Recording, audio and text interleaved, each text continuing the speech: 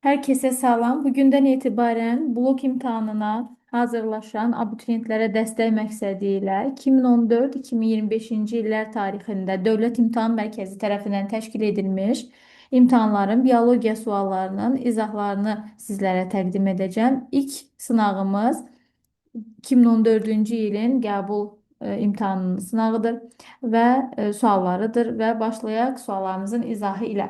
Süpürgə və mürəkkəb qıça çiçək qrupuna malik bir evli bitkinin yüksək məhsuldar sortlarını hansı alim yetişdirmişdir?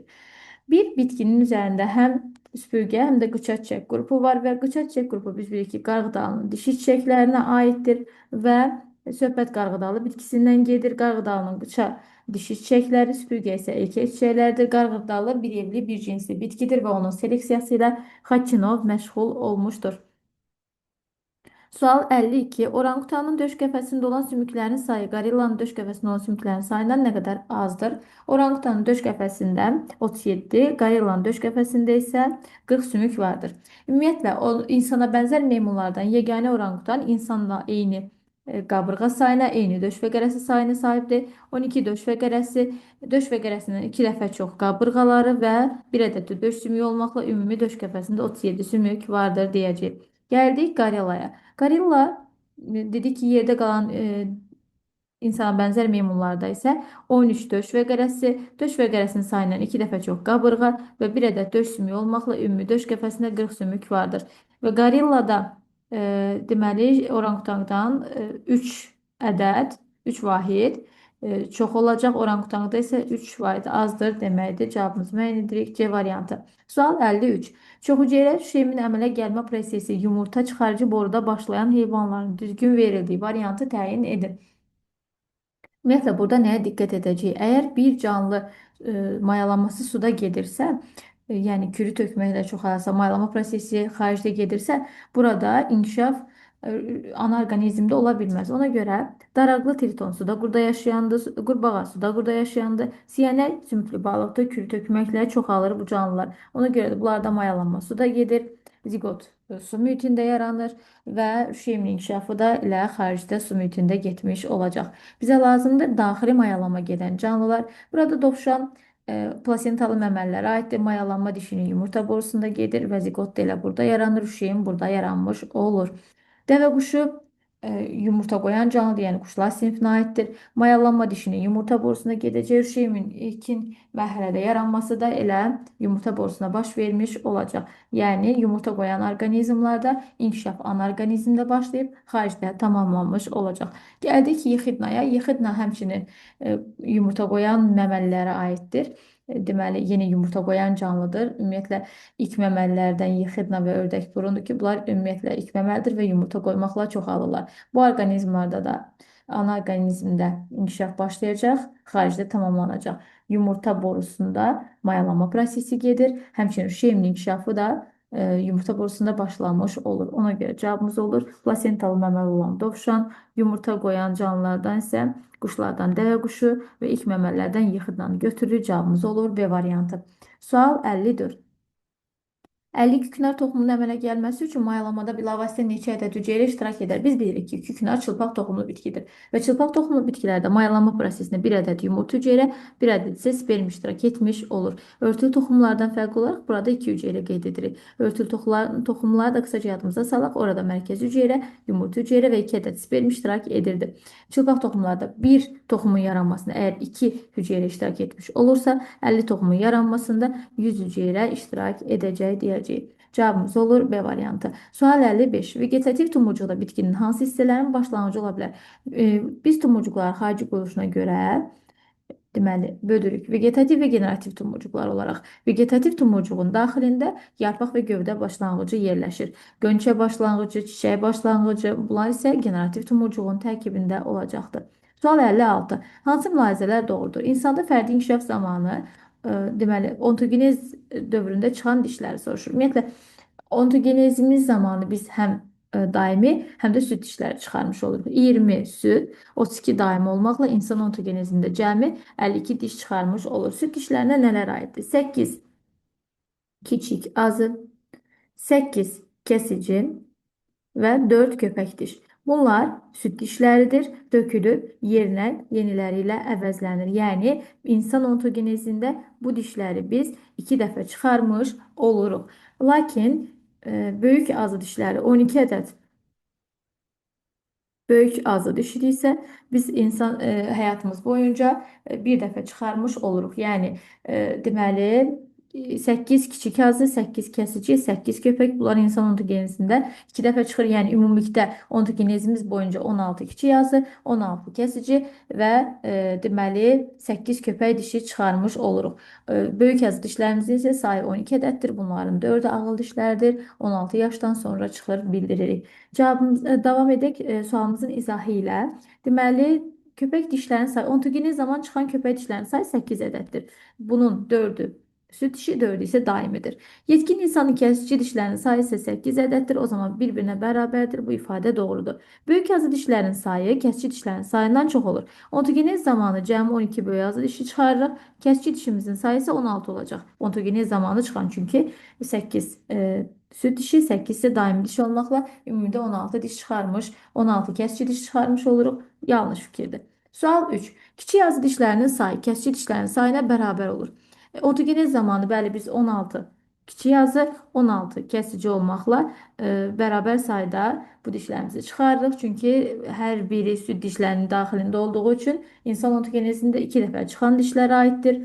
8 belə deyək, süd dişi 8 daim olmaqla hər birindən 16 ədəd çıxarmış oluruq. Deməli, doğru fikirdir. Köpək dişlərinin sayı, ontogenez zamanı çıxan köpək dişlərinin sayı 8 ədəddir. 4-ü süd, 4-ü daimi olmaqla. Yetkin insanın böyük azı dişlərinin sayı isə 12 olduğu üçün bu rəqəmlər də bir-birinə bərabər deyildir. Cavabımız olur C variantı.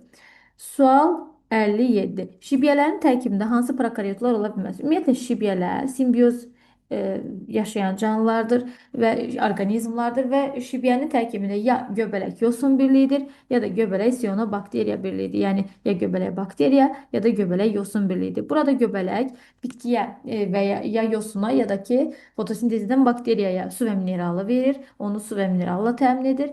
Bitki və ya bakteriya isə, yəni yosun və ya bakteriya isə göbələyə üzüm maddə vermiş olur və bu şəkildə simbioz həyat tərzi sürürlər.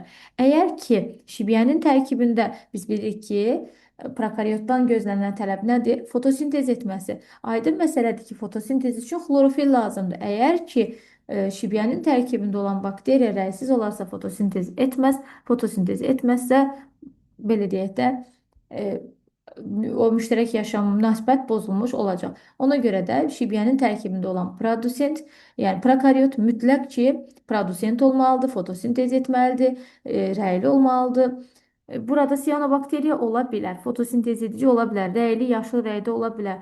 Produsent, yəni xlorofilə malik ola bilər, produsent ola bilər, lakin rəysiz ola bilməz. Əgər rəngsiz olarsa fotosintez etməz deməkdir.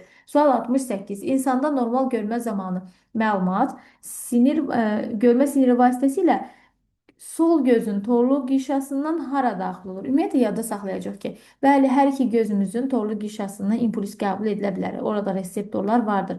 Görmə siniri hər iki gözümüzdən çıxır. Lakin bu sinirlər birgə qovuşaraq bir-birlə əlaqə yaradır. Yəni impuls bir-birlə mübadilə edir, bir nöqtədə kəsişirlər. Ona görə də hər iki gözümüzdən gələn impulslar hər iki ənsə payında analiz olunur. Həm sağ yarımkürənin ənsə payında, həm də sol yarımkürənin ənsə payında analiz olunmuş olur. Yəni yadda saxlayacaq ki, hər iki gözümüzdən gələn sinir impulsları hər iki yarımkürədə analiz edilmiş olur. Hər iki yarımkürənin ənsə payında, yəni görmə nahiyəsində analiz edilmiş olur. Cavabımız olur Y variantı.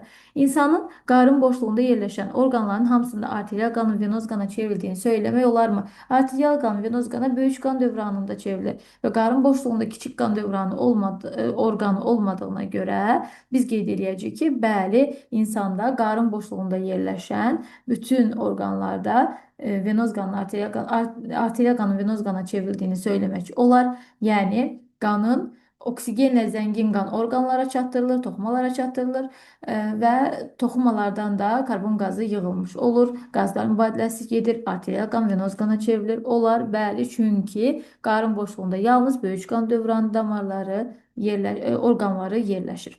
Sual 60. Drozofil üçün hansı mülahizə doğru deyil? Drozofil meyvə milçəyidir və drozofilin xromosom yığımı diploid xromosom yığımı 8-ə bərabərdir. Dişi və erkək drozofillər üçün bu yığımı autosom, xromosom və cins xromosomun cəmi kimi yazsaq, dəqiqə.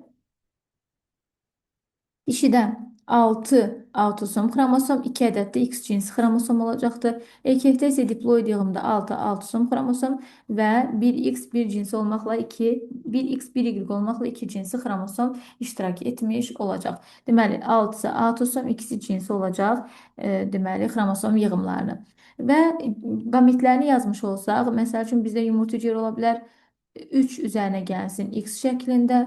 Çünki autosom xromosomun yarısı və cins xromosomların yarısı. Spermatozoidlər də ola bilər. Bizdə ya 3 üzərinə gəlsin X şəklində, ya da 3 üzərinə gəlsin Y şəklində. Və indi sualımızı cavablandırırıq. Bizdən doğru olmayan fikir istəyir. Cinsiyyət hüceyrələrində, yəni qametlərdə, yəni spermatozoid və yumurta hüceyrədə həm autosom, həm cinsiyyət xromosomları olur. Doğru fikirdir. Bəli, baxırıq 3 autosom bir cinsi olmaqla həm spermatozoiddə, həm yumurta hüceyrədə xromosomlar vardır. Doğru fikirdir. Somatik hüceyrədə həm autosom, həm cinsi. Bunda az öncə qeyd etdik ki, 6 autosom 2 cinsi olmaqla 8 ədəd hüceyrəyə, 8 ədəd xromosoma malikdir hüceyrələr. Doğru fikirdir. Somatik hüceyrədən söhbət gedir. Daha sonra davam edirik C variantı ilə. Cinsiyyət hüceyrələrində autosomların sayı cinsiyyət xromosomların sayından çox olur. Bəli, autosom xromosomun sayı 3-dür. Misal üçün qametlərdə cins xromosomun sayı isə 1-dir. Doğru fikirdir. Cinsiyyət xromosomlarında cinsiyyət hüceyrələrində yalnız cinsiyyət xromosomları olub. Bu yanlış fikirdir. 3 autosom bir cins olmaqla 4 xromosoma malikdir. Cinsiyyət hüceyrələri yanlışımız D variantı. Somatik hüceyrədə autosom xromosom sayı cinsiyyət xromosomu sayından çoxdur. Bəli, 6 autosom 2 cinsi xromosom somatik hüceyrədə mövcuddur. Sual 61 ilə davam edirik. Qarğıdalı bitkisinin süpürgə çiçək qrupunda az öncə qeyd elədik ki, qarğıdalının erkək çiçəkləri süpürgə çiçək qrupundadır, qarğıdalının dişi çiçəkləri isə qıça çiçək qrupundadır və qarğıdalı taxıllar fəsiləsinə aiddir. Əgər süpürgə çiçək qrupunun çiçək formunu yazmış olsaq Ç, 4, Y, 3, D, 0 şəklində yazacağıq. Çiçək pulcuqlarını 2+2 şəklində də yaza bilərdik. İkisi bitişik, ikisi sərbəst. Bu şəkildə yazaq bizə erkəkçik lazımdır. Deməli, erkək çiçəklərimizdə bir erkək çiçəkdir, 3 erkəkçik vardır, dişicik yoxdur. Təbii ki, gəldik dişi çiçəklərimizə, yəni qıça çiçək qrupunun çiçəklərinə formunu yazmış olsa bu erkək çiçəyin formuludur, bu isə dişi çiçəyin. C4, Y0, D1 şəklində yazacağıq. Dişiciklər də 2 ağızlıdır, bu da bizə lazım ola bilər testlərdə yadınıza salmış olaq. Deməli, dişiciyimiz isə 1 ədəd olacaq. Deməli, bizim əgər 20 dişiciyimiz varsa, bu deməkdir ki, 20 qıça çiçək qrupu vardır. Çünki bir dişi çiçəkdə, bir qıça çiçəyində bir dişicik varsa, 20 qıçada da 20 dişicik olacaqdır. Sual keçirik qarğıdanın erkək çiçəklərində qeyd edək. Erkək çiçəklərində əgər bir çiçəyində 3 erkəkçik varsa, 90 erkəkçik 30 çiçəkdə olmuş olacaq. Deməli, bizim 30 süpürgə çiçəyimiz vardır. Lakin 20 ədəd isə qıça çiçəyimiz vardır. Bunların bərabər olduğunu söyləmək olarmı? Olmaz. Çünki süpürgələrin sayı 30, qıçanın sayı isə 20 ədəd olacaqdır. Cavabımız müəyyən edirik D variantı olaraq. Sual 62.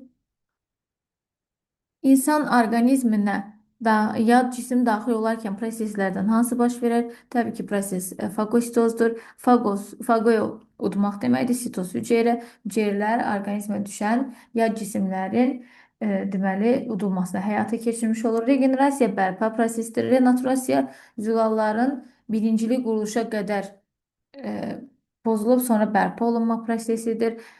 Sonra degenerasiya quruluşda hər hansı bir hissənin, hər hansı bir orqanın çıxdaş olması deməkdir. Akselerasiya isə sürətli inkişaf deməkdir. Ona görə fagositoz cavabını müəyyən etmiş oluruq. Sual 63. İnsan inkişaf dövriyyəsində həm cinsi, həm qeyri-cinsi yolla çoxalma eyni bir yetkin fərddə baş verir. Bu mamırlar olacaq. Erkək qıcının yetkin fərdi sporofit nəsil olduğu üçün yalnız qeyri-cinsi çoxalır. Xlorella zaten qeyri-cinsi çoxala bilir, çünki burada qamet yaranmır. mitoz yolla bölünərək qeyri-cinsi yolla çoxalır. Plaunun həmçinin yetkin fərdi sporofit nəsildir, yenə qeyri-cinsi çoxalır. Həmçinin qatır quyruqlu ümumiyyətlə quzuların yetkin fərdi sporofitdir. Ona görə qeyri-cinsi yolla çoxalırlar. Lakin mamırlarda, istər sfaqnum, istərsə də quş mamırında dişi fərdlərin üzərində qutucuq yaranır. Dişi fərdlər özü gametofit nəsildir. Lakin onların üzərində yaranan qutucuqda sporlar yetişir. Bunlar isə sporofit, qutucuq isə sporofit nəsildir. Yəni sfaqnum mamırı üzərində olan qutucuq sporofit, yetkin mamırın özü isə gametofit nəsildir, yəni cinsi nəsildir. Ona görə sfaqnum mamırı üzərində həm cinsi, həm qeyri-cinsi nəsil görmüş oluruq. Yetkin fərdin özünün üzərində deməli yumurta hüceyrə arxegonidə yarandığı üçün yetkin fərdi cinsi nəsildir. Yetkin fərd üzərində mayalanma nəticəsində yaranan ziqot isə, ziqotdan isə sporofit nəsli inkişaf edir. Yəni qeyri-cinsi nəsil inkişaf etmiş olur. Orada sporlar yaranır. Ona görə yetkin mamırda həm qutucuq, həm də deməli yetkin fərdin özü mövcuddur dişi mamırlarda. Yetkin fərdin özü gametofit nəsildir, qutucuğu isə sporofit nəsil olacaqdır. Sual 64. İnsanda bel fəqərlərinin sayını en qəbul etsək, bizim bel fəqərlərimizin sayı 5 ədəddir. Onda boyun və döş. Boyun fəqərlərimizin sayı 7, döş fəqərlərimizin sayısı 12 ədəddir. İfadəmiz 19-a uyğun olmalıdır. Deməli, biz n-dən 19-u necə alaq? 5-dən 19-u necə ala bilərik? Deməli, 5-i 3-ə vurub üzərinə 4 gələ bilərik. Burada da 3n üzərinə gəlsin 4 ifadəsindən istifadə edə bilərik. Sual 65. Uşağın postembriyonal inkişafının ən uzun müddətli dövrü. Bunlar testlərdə qarşımıza çıxa bilər. Postembriyonal inkişaf dedikdə artıq uşağın doğulduqdan sonraki inkişafıdır. İlk 4 həftə çağalıq dövrüdür. 1 ayından 12-ci ayına qədər, yəni 1 yaşına qədər olacaq südəmər dövr. 1 yaşından 3 yaşına qədər məktəbə qədər və daha doğrusu bağçaya qədər və ya yaslı dövrü. 3 yaşından 6 yaşına qədər məktəbə qədər dövr, 6 yaşından 17-18 yaşına qədər isə məktəb dövrü olacaqdır. 6 yaşdan 17-18 yaşa qədər olan 5-ci mərhələdir və bu məktəb dövrüdür, ən uzun davam edən dövrdür.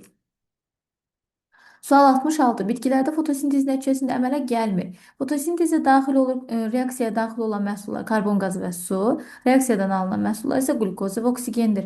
Deməli, fotosintezdə həmişə bir dəqiqə qeyd edək. Bunlar reaksiyaya daxil olan məhsullardır, yəni istifadə olunan məhsullardır. Reaksiyadan alınan məhsullar isə qlukoza və oksigendir, molekulyar oksigendir. Və bizə lazımdır fotosintez nəticəsində əmələ gəlmir. Karbon qazı və su fotosintezin nəticəsində istifadə olunur. Qlukoza və oksigen isə əmələ gəlir. Deməli, oksigen əmələ gələn məhsuldur. Oksigen əmələ gələn məhsuldur. Qlukoza əmələ gələn məhsuldur. Qlukoza əmələ gələn məhsuldur. Minerallar və karbon qazı isə fotosintezin gedişatında istifadə edilən məhsullardır deyəcəyik. Sual 67. Mayalanma prosesində hidranın 12 cinsiyyət hüceyrəsi iştirak edib. Əgər 2 qamet, yəni bir yumurta hüceyrə, bir spermatozoid tərəfindən mayalandırılır, bir ziqot yaranır, buradan bir hidra başlanğıc götürür. Əgər iki qamet bir fərdin yaranmasında iştirak edirsə, 12 qametdə 6 fərdin yaranmasında iştirak etmiş olacaq. Cavabımız olur B variantı. Sual 68. İnterfazadan başlayaraq mitozun sonuna qədər hüceyrədə baş verən aşağıdakı prosesləri baş vermə ardıcıllığı ilə göstərin. Ümumiyyətlə suallara diqqət edirsinizsə, bu sualların hamısı artıq DİM test toplusunda öz yerini almış suallardır. Bizim artıq dəfələrlə işlədiyimiz test nümunələrinin içərisindədir bunlar. Çünki zamanla qəbul imtahanlarında istifadə edilmiş test nümunələri test toplusunun içərisinə daxil edilmişdir. Bu da həmin suallardan biridir. İnterfazadan başlayaraq mitozun sonuna qədər soruşur. Öncə gəlin mərhələlərin bir-biri hansı prosesin hansı mərhələdə baş verdiyini qeyd edək. Daha sonra ardıcıllığımızı yerləşdirmiş olaraq. DNT nikləşməsi və ATF sintezi. DNT nikləşməsi interfazanın sintetik mərhələsində baş tutur və ATF sintezi isə interfazanın postsintetik mərhələsində baş tutmuş olur. Yəni, birinci mərhələ interfazaya aiddir. Xromosomların sitoplazmada sərbəst yerləşməsi nüvə pərdəsinin əriyib nüvəciyin itməsidir ki, bu profazada baş tutacaq. Yəni, ilk baş verdiyi faza profaz olacaq. Sonra xromosom sayının artması artıq qütblərə çəkin. Mitozdan danışırıqsa, mitozun anafazı mərhələsində xromosomlar 2n 4C, 4D'dən 4N, 4C, 4D'yə qalxır. Yəni, xromosom sayı 2 dəfə artmış olur. Bura anafazı mərhələsinə aiddir. Hüceyrə sayının artması artıq hüceyrənin bölünməsi stakinezdə baş tutur, sitoplazma bölünür, hüceyrə bölünmüş olur bu telofaza mərhələsidir. Vətər tellərin sentromerlərə birləşməsi bu metafaza mərhələsində olan bir prosesdir. Vətər tellərinin yaranması tam başa çatır və metafaza lövhəsində düzülmüş olan xromosomların sentromerinə mitozdan söhbət gedirsə, hər iki qütbdən vətər teli bu şəkildə birləşmiş olacaqdır. Hər xromosomun sentromerinə hər iki qütbdən vətər teli gəlir və bu şəkildə vətər telləri xromosomların sentromerlərinə birləşmiş olur. Bu da bizim xromosomlarımız. Və sitoplazmanın bölünməsi dedik ki, telofazada baş tutur. Öncə telofaz ilə sitoplazma bölünür ki, hüceyrə sayı artmış olur. Ardıcıllıqla düzmüş olsaq, ilk öncə baş verəcək interfazadakı proseslər, sintetik və postsintetik mərhələdəki proseslər, daha sonra profaza, metafaza, anafaza, telofazanın əvvəli sitoplazma bölündü. Telofazada artıq, telofazanın sonunda hüceyrə sayı 2 dəfə artmış oldu. 1, 2, 5, 3, 6, 4. Cavabımızı müəyyən edirik. 68-ci sualda B variantı olaraq. Sual 69. Göl qurbanısının ağciyər venasına axan qan xanı balığında ümumiyyətlə ağciyər venası ilə arterial qan ağciyərlərdən ürəyə qayıdır. Demək ki, ağciyər venası ilə axan qan hansı qandır? Arterial, yəni oksigenlə zəngin qandır. Balığın qarın aortasında venoz qan axacaq. Balıqların qarın aortası ilə deməli venoz qan axır. Götürmürük. Bel aortasında arterial qan axır. Vena damarlarında, balığın vena damarlarında yalnız venoz qan axır.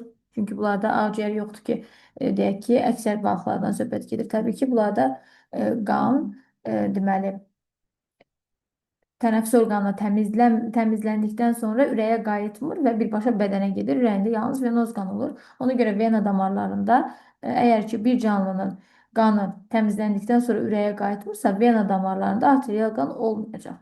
Ona görə yanlışdır. Qəlsəmə çıxarıcı damarlarda ola bilər. Bəli, qəlsəmələrdə gəlib təmizlənmiş olan qan qəlsəmə çıxarıcı damarlara keçdikdə artıq oksigenlə zəngin qan keçmiş olduğu üçün doğru fikirdir. Cavabımız olacaq 2, 4, 69-cu sualda A variantı olaraq müəyyən edirik. Sual 70. Deməli, ifrazat orqanı malpighi borulardır, tənəffüs orqanı isə yalnız traxeyalardır. Yalnız traxeyadırsa bu həşəratlardan söhbət gedir deməkdir. Amma bizə deyir ki, ail olmayan, yəni həşərat olmasın. Malpighi borusu olsun ifrazat orqanı və yalnız traxeyalar tənəffüs etsin, amma deyir ki, sual işarəsinin yerinə yazıla bilməz. Malpighi borusu biz bilirik ki, həm hörümçək kimlərdə var, həm də həşəratlarda var. Hörümçək kimlərdə malpighi boruları və xüsusi vəzlər, həşəratlarda isə malpighi boruları və pic sinciklərdir. Lakin biz yadda saxlayacağıq ki, hörümçək kimlərdə ağciyərlər və traxeyalar tənəffüs prosesini iştirak edir, həşəratlarda isə yalnız traxeyalardır. Ev milçəyi traxeyadır, birə traxeyadır, çəyirtkə traxeyadır, yataq taxta bitisi traxeyadır. Biz gənəni götürəcəyik. Gənə hörümçək-kimlər sinifinin gənələr dəstəsinə aiddir və ağciyərlərə də malikdir. Traxeyalardan başqa ağciyərlərə də malikdir. Sual 71. Paleozoy erasında ola bilməzdi. Paleozoy erası deməli sümüklər paleozoyun ordovikinə aiddir. Toxumlar paleozoyun devonuna aiddir. Ağciyər tənəffüsü. Əgər söhbət atmosfer havasında tənəffüs silurda ilk dəfə yarandı heyvanlarda. Onurğalılarda ağciyər tənəffüsünü isə devonda deyirik. Həm silur, həm devon paleozoy erasına aiddir. Baş verəcək. Sonra qandamar sistemi təbii ki, artıq proterozoy erasından artıq qandamar sistemi var idi deyə paleozoyda da mövcud olacaqdır. Diafraqma ilk dəfə mezozoy erasının Trias dövründə məməlilərdə yarandı. Paleozoy erasında biz diafraqmanı görə bilməzdik. Ona görə cavabımız müəyyən edirik Y variantı olaraq. Əgər sinir impulsları insanın ürək əzələsinə simpatik sinirlərlə gəlirsə, biz bilirik ki, simpatik sinirlər həzm sisteminin işindən başqa yerdə qalan orqanlara əsasən gücləndirici təsir göstərir. Parasimpatik sinirlər isə həzmin işini gücləndirir, digər proseslərə əsasən ləngidici təsir göstərirdi. Və ürək siklinin müddətinin azalması. Simpatik sinirlər ürəyə təsir edəndə, baxırıq ki, ürəklə bağlı, nəbz vurğuları ilə bağlı qeydlərdir. Simpatik sinirlər ürəyə təsir edirsə, bu ürəyin işinin güclənməsi deməkdir. Ümumiyyətlə ürəyin işini gücləndirən sinirlər simpatik sinirlərdir. Döş şöbəsindən çıxacaq. Ürəyin işini zəiflədən sinirlər parasimpatikdir. Çıxacaq beyin kötüyündən. Və bizə simpatik sinirdən danışır. Simpatik sinir ürəyin işini gücləndirir. Ü- Güclənən ürək, yəni işi güclənən ürək, fəaliyyəti sürətlənən ürək tez-tez vurur. Tez-tez vurursa sikl müddəti azalmış olacaq. Bu doğru. Bir sikla sərf olunan, yəni bir döyüntüyə sərf olunan zaman azalmış olacaq. Ürəyin işi dayanar, xeyr, əksinə sürətlənir. Nəbz vurğuların sayı azalmır, artır, çünki döyüntü sayı artmış olur. Döyüntü sayı artır ona görə ki, bir döyüntüyə sərf olunan zaman azalmış olur. Ürək döyüntülərinin sayı azalır, xeyr, az öncə artır dedik.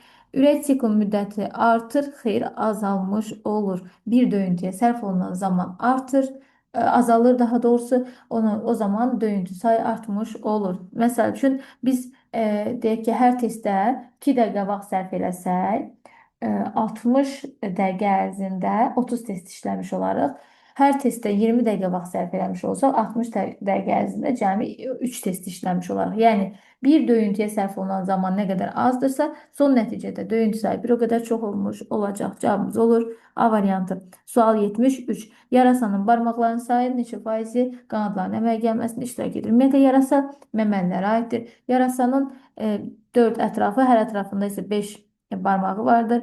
Lakin bu barmaqlardan deməli ön ətraflardakı 4 barmaq qanada çevrilmişdir. Bu şəkildə göstərsək, ön ətraflardakı 2 barmaq hərəsində bir barmaq istisna, yerdə qalan 4 barmaq pərdənin yaranmasında iştirak edir. Və arxa ətraflarında barmaqları pərdədən kənarda qalmış olur. Deməli, ön ətrafların ümumi 20 barmaq vardır. 20 barmağın 8-i pərdənin yaranmasını iştirak edir. Yerdə qalan 12-si isə yaranmasında iştirak etmir. Əmək gəlməsində iştirak edənləri soruşur. 20 əgər 100%dirsə, 8 bizdə olacaq x%. X də buradan müəyyən edirik. Səhv eləmirəmsə 40 edir. Cavabımızı müəyyən edirik. A variantı olaraq. Sual 74. Bakteriya məsələsi bizə verilib. Əməl gələn bakteriya sayı hər ikisində A verilir və minimal maksimal sürətlədir. Əgər bakteriya minimal sürətlə bölünərsə, yəni sürət minimal olarsa, yavaş-yavaş döyünəcəyi üçün, daha doğrusu yavaş-yavaş bölünmə getdiyi üçün bir bölünməyə sərf olunan zaman artmış olacaq. Yəni, sürətin minimalında zaman maksimal olacaq. Maksimal 30 dəqiqədən bir bölünmüş olacaq. Əgər ki, maksimal sürətlə bölünərsə tez-tez bölünəcək. Bir bölünməyə sərf olunan zaman azalmış olacaq. Ümumiyyətlə, S bərabərdir VT düsturundan 1-2 zamanla sürət tərs mütənasiblərdir. Əgər sürət azdırsa, zaman çox, sürət çoxdursa, zaman az olacaq. Bu zaman 20 dəqiqə ilə götürmüş olacaq. Deməli, və bizə verir nəyi? Bakteriyaların bölünməsinə sərf olunan zaman 2 saat və 1 saat verib. Birinci halda başlanğıc bakteriya sayını 2 verib. Deməli, 2 başlanğıc bakteriyamız 2-dirsə və birinci halda 30 dəqiqədən bir bölünmə gedəcək. Nəsil sayını tapmış olsaq, saatımız olur buradan 2 saat, yəni 120 dəqiqə. Burada isə 60 dəqiqədir. Birinci hal üçün öncə nəsil sayını tapmış olsaq 120-ni böləcəyik. 30 dəqiqədən bir bölünmə baş verdiyi üçün bizə 4 nəsil verəcək. X-indən 4-ü, 4-ündən 8-i, 8-indən 16-sı, 16-sından da 32-si yaranmış olacaq. A-mız olur 32. Qaydırıq indi x-i tapmaq üçün. Deməli, ikinci halda 20 dəqiqədən bir bölünmə baş veribdir və 60 dəqiqə bölünməyə vaxt sərf olunub, bölürük. Cavabımız 3 nəsil verəcək. Və 32 bakteriya əmələ gəlibsə, 32 bakteriya 16 bakteriyadan, 16 bakteriya 8 bakteriyadan, 8 bakteriyadan, deməli, 4 bakteriyadan yaranmış olacaq. Başlanğıc bakteriyamızın sayı olacaq 4 ədəd. Çünki 3 nəslin sonunda 4 bakteriya yaranmış olacaq. Cavabımızı müəyyən edirik. Y variantı. İnsanda tənəffüsün qoruyucu reflekslərini tənzimləyən mərkəz, ümumiyyətlə, tənəffüs prosesi uzunsov beyinlə tənzimlənir. Əsas həyati proseslər tənəffüs prosesidir, qan damar sisteminin tənzimidir, həzm sisteminin əsasən tənzimidir. Bunlar hər biri uzunsov beyinlə həyata keçirilir. Tənəffüsün qoruyucu refleksləri də uzunsov beyində olacaqdır. Bu bizdə 2014-cü il Dövlət İmtahan Mərkəzinin təşkil etmiş olduğu qəbul imtahanının sualları idi. Növbəti videolarda 2025-ci ilin imtahanı daxil olmaqla izahları davam etdirmiş olacağım.